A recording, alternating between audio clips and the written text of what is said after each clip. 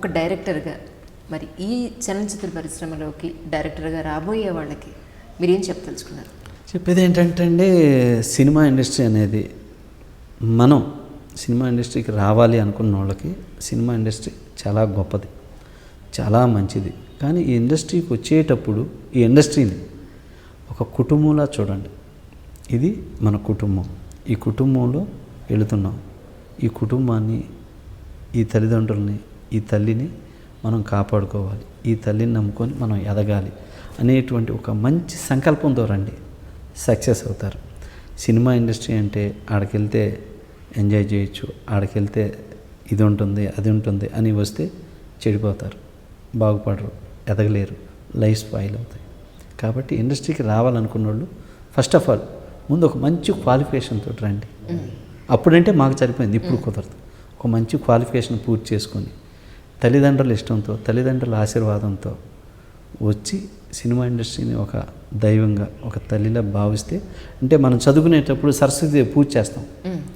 So అలాగ సరస్వతీదేవి అండి cinema industry అంటే. సరస్వతీదేవి అనమాట ఇండస్ట్రీ అంటే.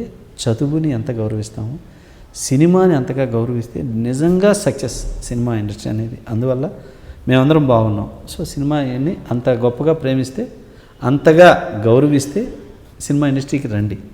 వేరే ఉద్దేశాలతో వస్తే రావద్దు.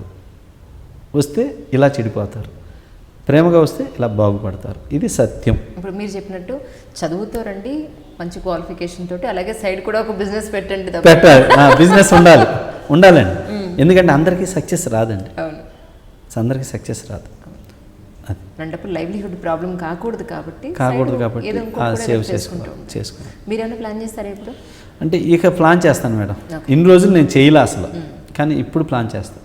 అంటే ఇప్పుడు ఇంతమందిని చూశారు కదా, చాలా పెద్ద బడ్జెట్లో గొప్ప గొప్ప హిట్స్ కొట్టి చాలా బాగా సంపాదించిన వాళ్ళు ఉన్నారు. మీకు అనిపించిందా నిజంగా ఎప్పుడన్నా, అరే నేను ఇన్ని సినిమాలు తీసానే, ఇంత కమర్షియల్గా నేను దీన్ని హిట్ చేయలేకపోయాను, ఇంత హ్యూజ్ మార్కెట్ నేను చేయలేకపోయాను, దీని ఇంత డబ్బు సంపాదించలేకపోయాను, ఎప్పుడైనా ఫీల్ అయ్యారా? నేను సంతోషపడింది ఏంటంటే, మనకున్న డైరెక్టర్స్లో వీళ్ళంతా డబ్బుకి ఇంపార్టెన్స్ ఇస్తూ, కమర్షియల్ సినిమాకి ఇంపార్టెన్స్ ఇస్తూ ఒక మంచి సినిమాలు తీయట్లా.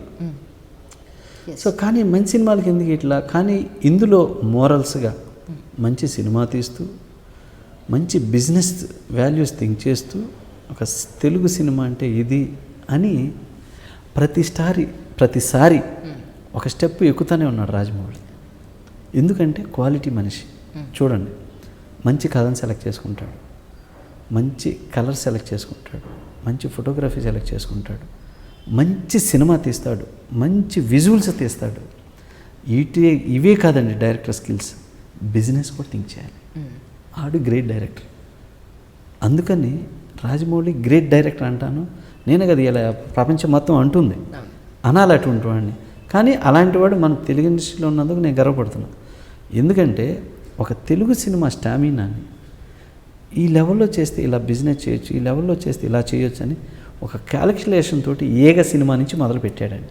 బాహుబలి నుంచి కాదు, ఏగ సినిమా నుంచి మొదలుపెట్టి ఏగను కొట్టాడు, తన వైపు చూసుకునేటట్టు చేశాడు. ఆ తర్వాత మళ్ళీ అక్కడి నుంచి మొదలుపెట్టి ఎవరు ఈ డైరెక్టర్ ఏకమైన అంత బాగా తీశాడు అనిపించుకున్నాడు. ఆ తర్వాత బాహుబలి అసలు వర్కౌట్ అవ్వదు, అటువంటి దాన్ని ఎలా వర్కౌట్ చేయాలి, ఎలా చేయాలి అని చేసి డైరెక్టర్ పరిధి కూడా చాలా పెరిగింది. సో అలా పెరిగి చేసిన డైరెక్టర్స్కి మనం హ్యాట్స్ ఆఫ్ చెప్పాలి, ఒప్పుకోవాలి. భగవంతుడు అతనికి ఆ జ్ఞానం ఇచ్చినందుకు, ఆ సక్సెస్ ఇచ్చినందుకు, అతను ఇంకా అలాంటి 10 సినిమాలు తీసి తెలుగు ఇండస్ట్రీ పేరు అలా ఇలా ఇండియాలో అలా నిలబెట్టేశాడు. సో అటువంటి వాళ్ళు రావాలి, అటువంటి సక్సెస్ 10 మందికి రావాలి. 10 మంది ఆ జ్ఞానం తెచ్చుకోవాలండి. అది థింక్ చేస్తే వస్తుంటుంది, అది ప్రేమిస్తుంటే వస్తుంటుంది. ఆ రాజమౌళి కాదు, వాళ్ళ ఫ్యామిలీ సినిమాని ప్రేమిస్తుంటారు చూడండి, అది నాకు ఇంకా బాగా నచ్చింది. సో అందువల్ల అలాంటి వాళ్ళకి వచ్చినప్పుడు సంతోషపడి చాలా హ్యాపీ ఫీల్ అవుతా, అప్రిషియేట్ చేస్తాను. నేను కూడా చెప్తాను మా పిల్లలకి, అది గ్రేట్ డైరెక్టర్ అని చెప్తా ఉంటా, వాళ్ళని ఇలా అప్రిషియేట్ చేయాలని చెప్తుంటా. అందువల్ల నేను చాలా హ్యాపీ ఫీల్ అవుతా ఆ విషయంలో.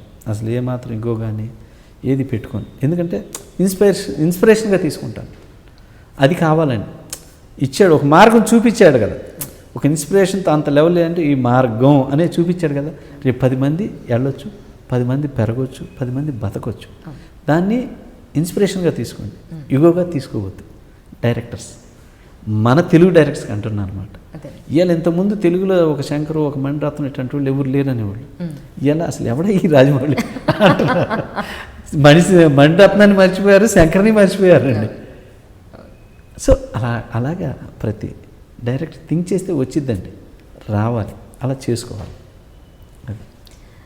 నిజంగా అసలు మీ సినిమా ఇప్పుడు రిలీజ్కి దగ్గరలో ఉంది, అయినా కూడా మీ సమయాన్ని మాకు కొంత కేటాయించారు.